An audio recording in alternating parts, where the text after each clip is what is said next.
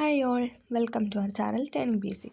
അപ്പോൾ നമ്മൾ ഇന്ന് പഠിക്കാനായിട്ട് പോകുന്നത് 10ാം ക്ലാസ്സിലെ SCRT-യുമായി ബന്ധപ്പെട്ട ഇന്ത്യൻ ജോഗ്രഫിയുടെ ഒരു ചാപ്റ്ററാണ് വൈവിധ്യങ്ങളുടെ ഇന്ത്യ.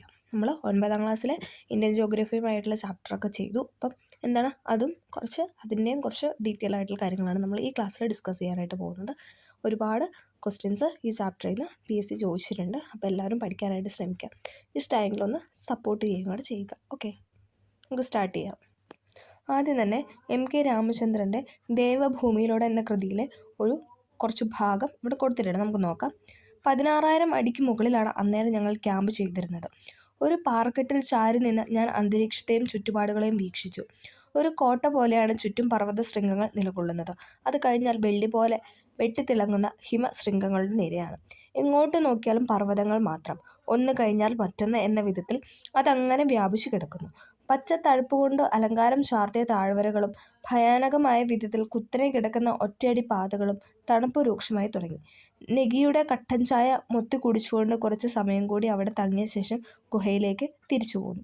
അപ്പോൾ അവിടുത്തെ ആ ഒരു കാലാവസ്ഥയും അന്തരീക്ഷമൊക്കെയാണ് അദ്ദേഹം ഈ പോർഷനിലൂടെ പറഞ്ഞു വെച്ചിരിക്കുന്നത്. നമുക്ക് നോക്കാം. ഹിമാലയ സാനുക്കളിലൂടെ നിരവധി യാത്രകൾ നടത്തിയ സഞ്ചാരിയും എഴുത്തുകാരനുമായ MK രാമചന്ദ്രൻ്റെ ദേവഭൂമിയിലൂടെ എന്ന പുസ്തകത്തിലെ ചില വരികളാണ് നിങ്ങൾ വായിച്ചത്. ഇന്ത്യയുടെ വടക്കതിരായി നിലകൊള്ളുന്ന പർവ്വത ഭൂപ്രകൃതിയെക്കുറിച്ചാണ് ഇവിടെ പരാമർശിക്കുന്നത്.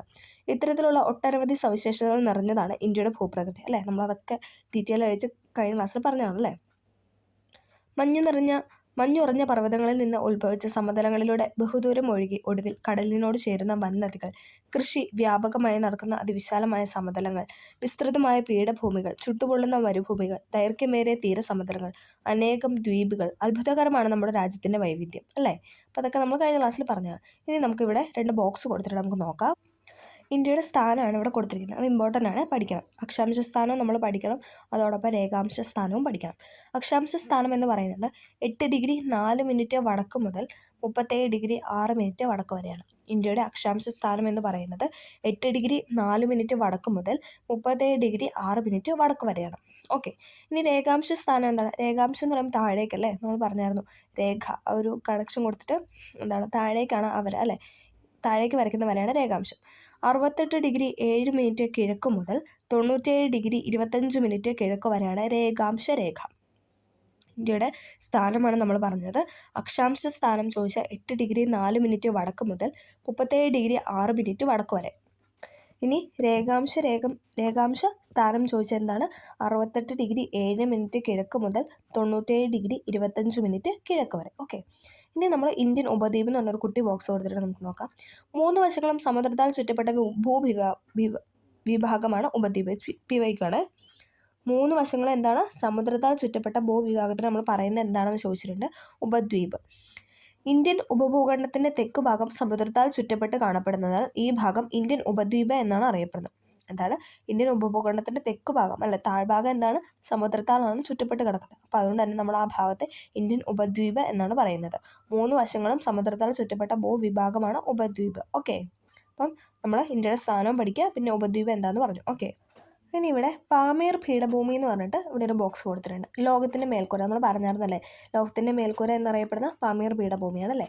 മധ്യ ഏഷ്യയിൽ സ്ഥിതി ചെയ്യുന്ന പാമീർ പീഠഭൂമി അറിയപ്പെടുന്നത് ഇങ്ങനെയാണ്. ഹിന്ദുക്കുഷ്, സുലൈമാൻ, ടിയാൻഷാൻ, കുൻലുൻ, കാരക്കോറം മുതലായ പർവ്വതനിരകൾ പാമീർ പർവ്വതക്കെട്ടിൽ നിന്ന് വിഭിന്ന ദിശകളിലേക്ക് പിരിഞ്ഞു പോകുന്നു. ഹിന്ദുക്കുഷ്, സുലൈമാന്, ടിയാൻഷാന്, കുൻലുന്, കാരക്കോറം മുതലായ പർവ്വതനിരകൾ എന്താണ്? പാമീർ പർവ്വതക്കെട്ടിൽ നിന്നും വിഭിന്ന ദിശകളിലേക്ക് പല ദിശകളിലേക്കും പിരിഞ്ഞു പോകുന്നു. കാരക്കോറം പർവ്വതനിരയുടെ തുടർച്ചയാണ് ടിബറ്റിലെ കൈലാസ പർവ്വതനിരകൾ. കാരക്കോറം പർവ്വതനിരയുടെ തുടർച്ചയാണ് എന്താണ്? ടിബറ്റിലെ കൈലാസ പർവ്വതനിരകൾ. ഓക്കെ, കാശ്മീരിന് വടക്കു പടിഞ്ഞാറ് മുതൽ ഇന്ത്യയുടെ കിഴക്കൻ അതിർത്തി വരെ ഒരു വൻമതിൽ പോലെ നിലകൊള്ളുന്ന ഈ പർവ്വതനിരകളെ ഉത്തര പർവ്വത മേഖല എന്നാണ് പറയുന്നത്. നമ്മൾ കഴിഞ്ഞ ക്ലാസ്സിൽ പറഞ്ഞായിരുന്നു അല്ലേ, നമ്മൾ ഡീറ്റെയിൽ ആയിട്ട് പഠിച്ചതാണ്. എന്താണ്?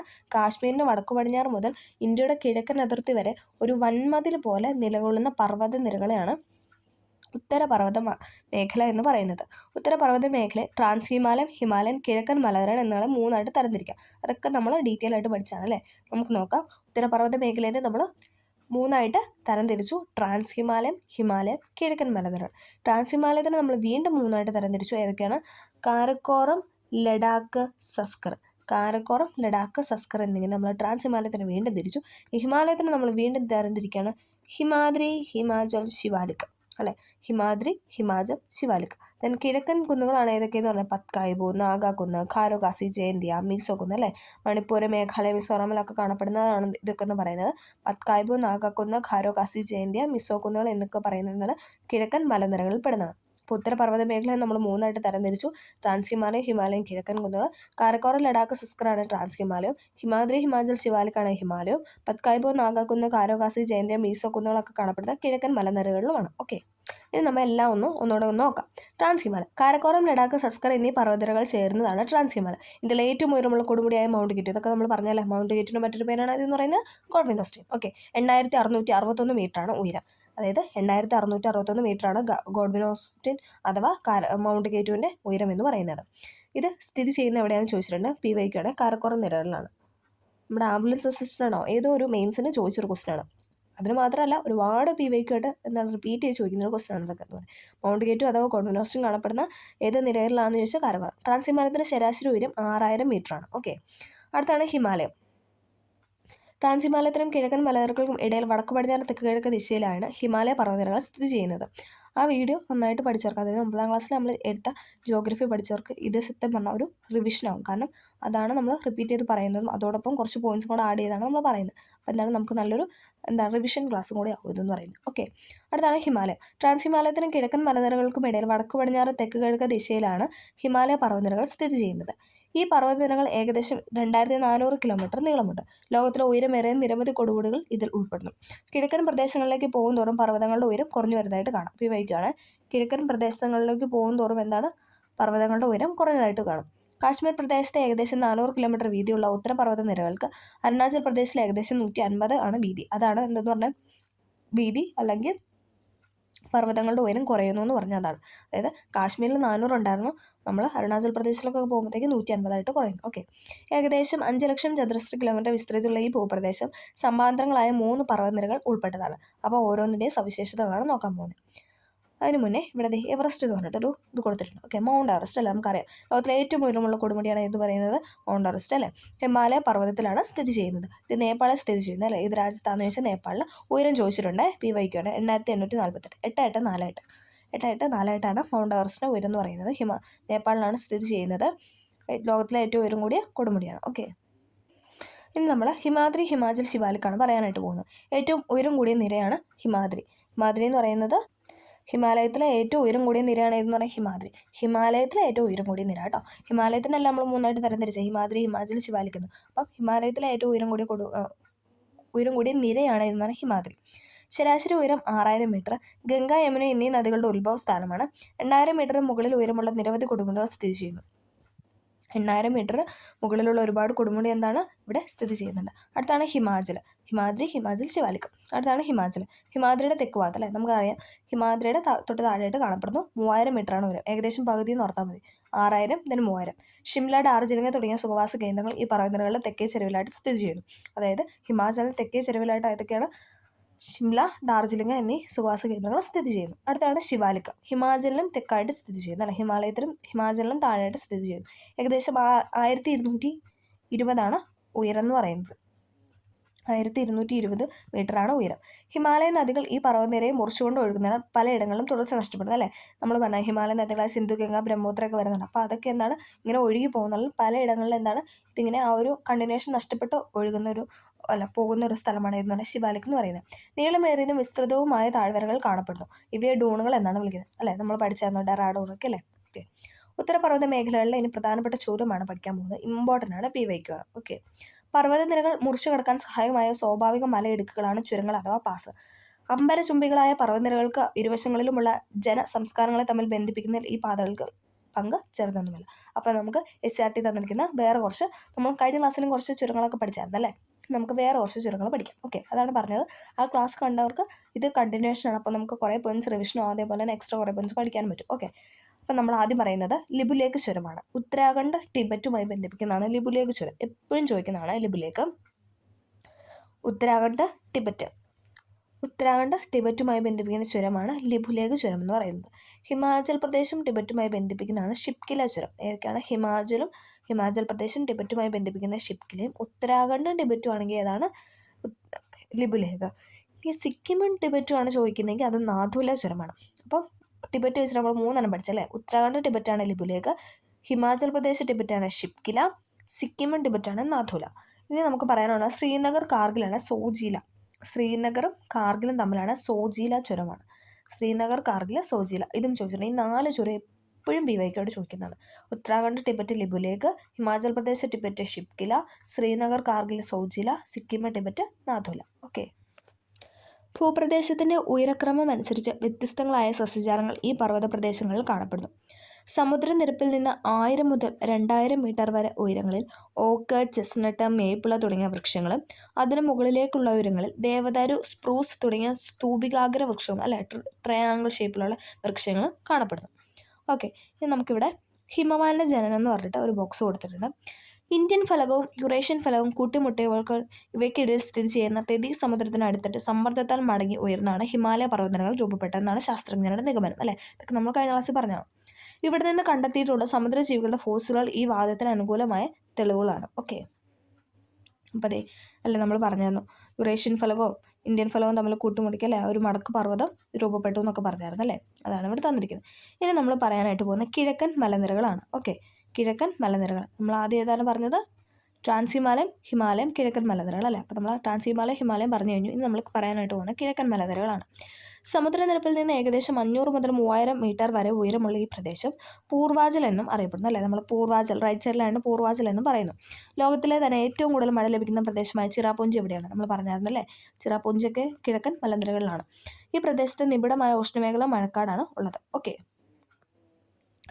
ഉത്തരപർവ്വത മേഖലയിലുടനീളം പൊതുവെ ഫലഭൂഷ്ടി കൂടിയ പർവ്വതമണ്ണാണ് കാണപ്പെടുന്നത്. നമ്മൾ പറഞ്ഞായിരുന്നല്ലേ എക്കൽ നിക്ഷേപത്തിൻ്റെ ഫലം മൂലം അല്ലേ ഹിമാലയ നദികളായ സിന്ധു, ഗംഗ, ബ്രഹ്മപുത്ര ഒഴുക്കിക്കൊണ്ടുവരുന്ന എക്കൽ നിക്ഷേപങ്ങളുടെ ഫലമായിട്ട് എന്താണ് നല്ല വളക്കൂറുള്ള മണ്ണാണ്. അതുകൊണ്ട് തന്നെ അവിടെ ജനനിബിഡവുമാണ്. അതോടൊപ്പം കൃഷി കാര്യങ്ങളൊക്കെ ഏറ്റവും കൂടുതൽ നടക്കുന്ന മേഖലയുമാണ് അല്ലേ. ഹിമവാന്റെ മടിത്തട്ടിലെ ജീവിതം. മൃഗപരിപാലനമാണ് ജനങ്ങൾ അനുവർത്തിക്കുന്ന ഒരു ജീവിതമാർഗ്ഗം. ഇവിടുത്തെ പുൽമേടുകളെ ആശ്രയിച്ചാണ് മൃഗപരിപാലനം. കാശ്മീർ, ഹിമാചൽ പ്രദേശ് എന്നിവിടങ്ങളിൽ വ്യാവസായിക അടിസ്ഥാനത്തിൽ ചെമ്മരിയാടുകളെ വളർത്തുന്നു. പർവ്വതനിരകളിൽ നിന്ന് ഉത്ഭവിക്കുന്ന നദികൾ ഒഴുക്കിക്കൊണ്ടുവരുന്ന എക്കൽ അടിഞ്ഞുകൂടിയതിൻ്റെ ശിവാലിക്കിൻ്റെ താഴ്വര മേഖല, ഉരുളക്കിഴങ്ങ്, ബാർലി, കുങ്കോപ്പൂവ് എന്നിവ കൂടാതെ ആപ്പിൾ, ഓറഞ്ച് തുടങ്ങിയ പഴവർഗ്ഗങ്ങളും തേയിലയും ഈ മേഖലയിൽ കൃഷി ചെയ്യുന്നു. ഇന്ത്യയിൽ ഏറ്റവും കൂടുതൽ തേയില ഉൽപ്പാദിപ്പിക്കുന്ന അസ്സാം മലനിരകളിലാണ്. വയ്ക്കുകയാണ് ഇന്ത്യയിൽ ഏറ്റവും കൂടുതൽ തേയില ഉൽപ്പാദിപ്പിക്കുന്ന അസ്സാം മലനിരകളിലാണ്. ഏറെ പ്രകൃതി ഭംഗിയുള്ള ഉത്തരപർവ്വത മേഖല വിനോദസഞ്ചാരികളുടെ പറുദീസയാണ്. ഉത്തരപർവ്വത മേഖല എന്ന് പറയുന്നത് വിനോദസഞ്ചാരികളുടെ പറുദീസയാണ്. ഷിംല, ഡാർജിലിംഗ്, കുളു, മണാലി തുടങ്ങിയ സുഖവാസ കേന്ദ്രങ്ങൾ എവിടെയാണ് സ്ഥിതി ചെയ്യുന്നത്? ഓക്കെ. കിഴക്കൻ കുന്നുകളിലാണ് സ്ഥിതി ചെയ്യുന്നത്. കാശ്മീരിൽ കുങ്കുമ കൃഷി നമ്മൾ പറഞ്ഞായിരുന്നു. കുങ്കുമ കൃഷിക്ക് അനുയോജ്യമായ മണ്ണാണ് ഇതെന്നാൽ കരേവ സോയിൽ അല്ലേ, കരേവ മണ്ണ്. അതൊക്കെ നമ്മൾ കഴിഞ്ഞ ക്ലാസ്സിൽ പറഞ്ഞാണ്. ആസാമിലെ തേയിലത്തോട്ടം കൊടുത്തിട്ടുണ്ട്. പിന്നെ ഗംഗയുടെ ഉത്ഭവസ്ഥാനമായ ഘായ്മുഖ് ഗുഹ കൊടുത്തിട്ടുണ്ട്. പിന്നെ മാനസ് സരോവർ തടാകം അല്ലേ, സിന്ധു ബ്രഹ്മപുത്രയൊക്കെ അവിടെ നിന്നല്ലോ ഉത്ഭവിക്കുന്നത്, അതൊക്കെ കൊടുത്തിട്ടുണ്ട്. നമുക്ക് നോക്കാം ഉത്തരപർവ്വത മേഖലയുടെ പ്രാധാന്യം. ഇന്ത്യയുടെ കാലാവസ്ഥ, ജനജീവിതം എന്നിവ രൂപപ്പെടുത്താൻ ഈ പർവ്വത മേഖല എത്രമാത്രം പങ്കുവഹിക്കുന്നു എന്നാണ് നോക്കാൻ പോകുന്നത്. പുരാതന കാലം മുതൽ തന്നെ വടക്കു പടിഞ്ഞാറ് നിന്നുള്ള വൈദേശിക ആക്രമണങ്ങളിൽ നിന്ന് ഒരു പരിധിവരെ നമ്മെ സംരക്ഷിച്ചു പോരുന്ന ഉത്തര പർവ്വത മേഖലയാണ്. മൺസൂൺ കാറ്റുകളെ തടഞ്ഞു നിർത്തി ഉത്തരേന്ത്യയിൽ ഉടനീളം മഴ പെയ്യുന്നു. ശൈത്യകാലത്ത് വടക്കു നിന്ന് വീശുന്ന വരണ്ട ശീതക്കാരൻ ഇന്ത്യയിലേക്ക് കടക്കാതെ ചെറുക്കുന്നു. വൈവിധ്യമാർന്ന സസ്യജന്തുജാലങ്ങൾ ഉടലെടുക്കുന്നതിന് കാരണമാകുന്നു. പിന്നെ നദികളുടെ ഉത്ഭവ പ്രദേശം. ഇതൊക്കെയാണ് ഇതെന്ന് പറയുന്ന ഉത്തരപർവ്വത മേഖല എന്ന് പറയുന്നത്. ഹിമാലയത്തിലെ മഞ്ഞുമൂടിയ കൊടുമുടികളും ഹിമാനികളും ശുദ്ധജലത്തിന് വൻ ശേഖരങ്ങളാണ്. ഈ മഞ്ഞുപാളികൾ ഉരുകി രൂപം കൊള്ളുന്ന നീർച്ചാലുകൾ ചേർന്ന് അനേകം മഹാനദികൾ ജന്മമെടുക്കുന്നു. ഇവ ഹിമാലയൻ നദികൾ എന്നറിയപ്പെടുന്നു. താഴ്വരകളിലെ ധാരാളമായ മഴയും ഈ നദികൾ പുഷ്ടിപ്പെടുത്തുന്നുണ്ട്. പ്രധാന ഹിമാലയൻ നദികളാണ് ഇതൊക്കെയെന്ന് പറയുന്നത് സിന്ധു, ഗംഗ, ബ്രഹ്മപുത്ര അല്ലേ. ഇവിടെ ഇമ്പോർട്ടൻ്റ് ആയ 2 ക്വസ്റ്റ്യൻ ആണ് തന്നിരിക്കുന്നത്. PSC എപ്പോഴും ചോദിക്കുന്നതാണ്. ടിബറ്റിൽ ബ്രഹ്മപുത്ര എന്താണ് സാങ്പോ എന്നാണ് വിളിക്കുന്നത്. ടിബറ്റിൽ ബ്രഹ്മപുത്ര സാങ്പോ എന്നും എന്നാൽ ബംഗ്ലാദേശിൽ എന്താണ് ജമുന എന്നാണ് അറിയപ്പെടുന്നത്. ഇത് BYക്കാണ്. ടിബറ്റിൽ ബ്രഹ്മപുത്ര സാങ്പോ എന്നാണ് അറിയപ്പെടുന്നത്, എന്നാൽ ബംഗ്ലാദേശിൽ ജമുന എന്നാണ് അറിയപ്പെടുന്നത്. ഓക്കെ. ഇനി ഇതേ ഇവിടെ ഒരു ബോക്സ് കൊടുത്തിട്ടുണ്ട്. ഹിമാലയൻ നദികൾ നമുക്ക് നോക്കാം. സിന്ധു, ഗംഗ, ബ്രഹ്മപുത്ര ഉള്ളത്. നമുക്ക് ഓരോ നോക്കാം. സിന്ധു എവിടെ നിന്നാണ് ഉത്ഭവിക്കുന്നത്? ടിബറ്റിലെ മാനസ് സരോവർ തടാകത്തിൽ നിന്നാണ് സിന്ധു നദി ഉത്ഭവിക്കുന്നത്. ഏകദേശം 2880 കിലോമീറ്ററാണ് നീളമെന്ന് പറയുന്നത്. ഇന്ത്യയിലൂടെ ഒഴുകുന്ന 709 കിലോമീറ്ററാണ്. ബാക്കി മൊത്തം എവിടെയാണ്? പാകിസ്ഥാനിലൂടെയാണല്ലോ ഒഴുകുന്നത്. സിന്ധു ഉത്ഭവിക്കുന്ന ടിബറ്റിലെ മാനസ് സരോവർ തടാകത്തിൽ നിന്നാണ്. ഏകദേശം 2880 കിലോമീറ്ററാണ് നദിയുടെ നീളം. പക്ഷേ 709 ഇതും ചോദിച്ചിട്ടുണ്ട് കേട്ടോ, സ്റ്റേറ്റ്മെൻ്റ് ആയിട്ട് ചോദിച്ചിട്ടുണ്ട്. 709 കിലോമീറ്റർ മാത്രമാണ് സിന്ധു നദി ഇന്ത്യയിലൂടെ ഒഴുകുന്നത്. സ്റ്റേറ്റ്മെൻറ്റ് ശരിയോ തെറ്റോ എന്ന് ചോദിച്ചിട്ടുണ്ട്. പോഷക നദികളാണ് നമുക്കറിയാം, ചലം, ചിനാബ്, രവി, ബിയാസ്, സത്ലജ് അല്ലേ. ഇതൊക്കെ എന്ന് പറയുന്നതാണ് സിന്ധുവിൻ്റെ പോഷക നദി. ചലം, ചിനാബ്, രവി, ബിയാസ്, സത്ലജ്. പിന്നെ ഒഴുകുന്ന സംസ്ഥാനങ്ങളൊക്കെ അവിടെ ഒരു മാപ്പ് കൊടുത്തിട്ടുണ്ട്. അത് വെച്ചിട്ട് കണക്ട് ചെയ്ത് പഠിക്കാനാണ്, എഴുതാതെ ചേർക്കാനാണ് പറഞ്ഞത്. എത്തിച്ചേരുന്ന സമുദ്രം അറബിക്കടൽ, അതും ചോദിച്ചിട്ടുണ്ട്. സിന്ധു നദി എത്തിച്ചേരുന്നത് എവിടെയാണെന്ന് ചോദിച്ചിട്ടുണ്ട്. കാരണം എന്താണെന്ന് വെച്ചാൽ ബാക്കി രണ്ട് ഗംഗയും ബ്രഹ്മപുത്രയും എവിടെയാണ് എത്തിച്ചേരുന്നതെന്ന് ചോദിച്ചു കഴിഞ്ഞാൽ പതിക്കുന്ന എവിടെയാണെന്ന് ചോദിച്ചാൽ ബംഗാൾ ഉൾക്കടലും, പക്ഷേ സിന്ധു നദി പതിക്കുന്ന അറബിക്കടലിലുമാണ്. അപ്പോൾ അത് എന്താണ് മാറി പോവാതെ പഠിക്കാം. സിന്ധു നദി അറബിക്കടലിൽ പതിക്കുന്നു, എന്നാൽ ഗംഗയും ബ്രഹ്മപുത്രയും ബംഗാൾ ഉൾക്കടലാണ് പതിക്കുന്നത്. ഇനി ഗംഗോത്രി ഹിമാനിലെ ഗോയ്മുഖ് ഗുഹയിൽ നിന്നാണ് ഗംഗാ നദി ഉത്ഭവിക്കുന്നത്. ഗംഗോത്രി ഹിമാനിലെ ഗായ്മുഖും ഗോമുഖും എന്നൊക്കെ പറയാറുണ്ട്.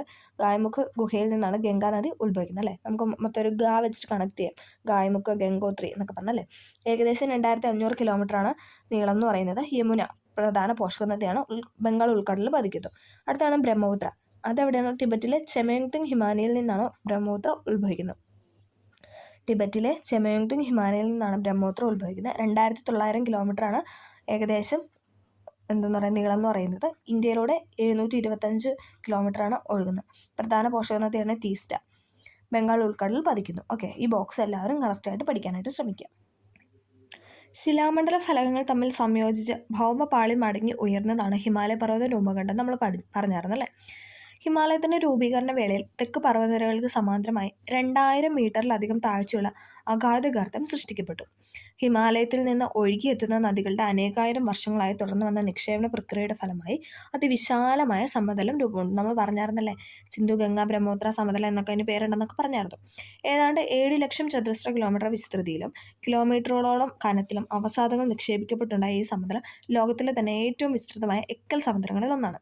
സിന്ധു, ഗംഗ, ബ്രഹ്മപുത്ര സമതലം എന്നും പറയാറുണ്ട് അല്ലേ. നമ്മൾ എക്കൽ സമതലം എന്നും സിന്ധു, ഗംഗ, ബ്രഹ്മപുത്ര സമതലം എന്നൊക്കെ നമ്മൾ പറയാറുണ്ട്.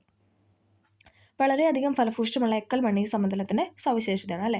ഫലഭൂഷ്ടമുള്ള മണ്ണാണ് എക്കൽ എന്ന് പറയുന്നത്. അതുകൊണ്ട് തന്നെ എന്താണ്, കൃഷിക്കൊക്കെ ഏറെ അനുയോജ്യമായ മണ്ണാണ്. ഓക്കെ, ഇനി നമ്മൾ അടുത്ത പഠിക്കാനായിട്ട് പോകുന്നത് നദികൾ മെനഞ്ഞ സമതലങ്ങളാണ്. നദികൾ മെനഞ്ഞ സമതലം ഏതേത് നദികളുടെ നിക്ഷേപണത്തിന് ഫലമായാണ് രൂപം കൊണ്ടിട്ടുള്ളത് എന്നതിൻ്റെ അടിസ്ഥാനത്തിൽ ഉത്തരമഹാസമുദ്രത്തിന് പല ഭാഗങ്ങളായിട്ട് നമ്മൾ തിരിച്ചിട്ടുണ്ട്. നമുക്ക് നോക്കാം. പഞ്ചാബ്, ഹരിയാന സമതലമാണ് സിന്ധുവും സിന്ധുവിൻ്റെ പോഷക നദികളുടെ ഇതിൻ്റെ ഭൂരൂപീകരണത്തിന് കാരണമായിട്ടുണ്ടാകുന്ന വന്നതാണ്. അതായത് പഞ്ചാബ്, ഹരിയാന സമതലം എന്ന് പറയുന്നത് സിന്ധുവിൻ്റെ പോഷക നദികളും ചേർന്നാണ് ഉണ്ടായത്. ഇനി രാജസ്ഥാനിലെ മരുസ്ഥലി ബാഗർ സമതലങ്ങൾ ലൂണി, സരസ്വതി നദികൾ ചേർന്നിട്ടാണ് ഉണ്ടായത്.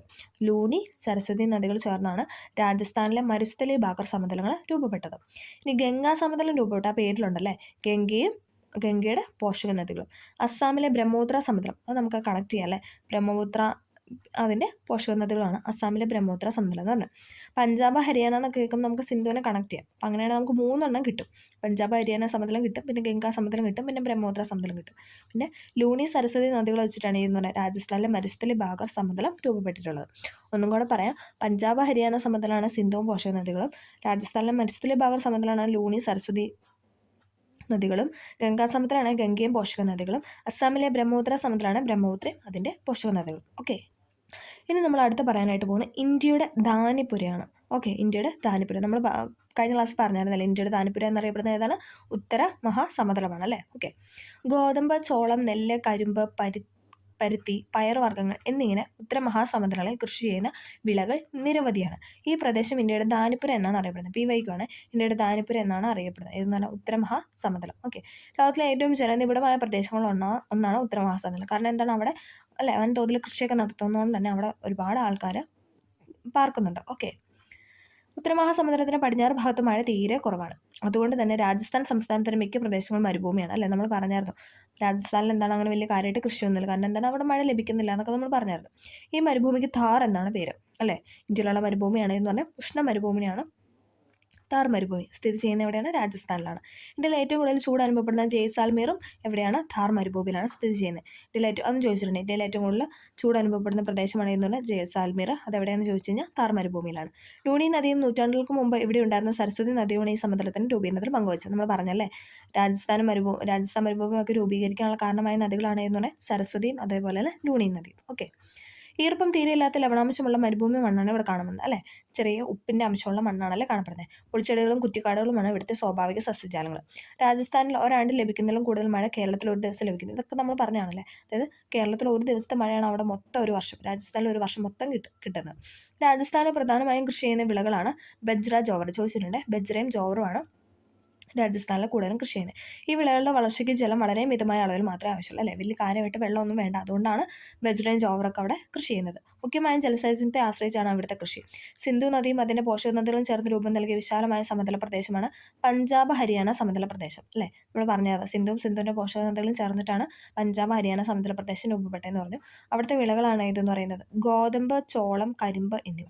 ഗോതമ്പ്, ചോളം, കരിമ്പ് എന്നിവയാണ് അവിടുത്തെ പ്രധാന വിളകൾ എന്ന് പറയുന്നത്. ഇനി നമ്മൾ അടുത്ത് പറയാനായിട്ട് പോകുന്നത് ഉപദ്വീപ് പീഠഭൂമിയാണ് അല്ലേ. നമ്മൾ ഉത്തരമഹാസമുദ്രം പറഞ്ഞു. ഈ ഉത്തരമഹാസമുദ്രം തൊട്ട് തെക്കായിട്ടാണ് ഇതെന്ന് പറയുന്നത് ഉപദ്വീപ് പീഠഭൂമി കാണപ്പെടുന്നത്.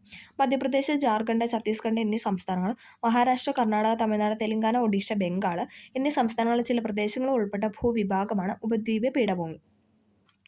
ഉറപ്പേറിയ ശിലകളാൽ നിർമ്മിതമായ ഉപദ്വീപ് പീഠഭൂമി ഇന്ത്യയിലെ ഏറ്റവും വിസ്തൃതവും പഴക്കം ചെന്നതുമായ ഭൂവിഭാഗമാണ്. ചോദിച്ചിട്ടുണ്ട്. ഇന്ത്യയിലെ ഏറ്റവും വിസ്തൃതവും പഴക്കം ചെന്നതുമായ ഭൂവിഭാഗം ഏതാണെന്ന് ചോദിച്ചു കഴിഞ്ഞാൽ ഉപദ്വീപ് പീഠഭൂമി.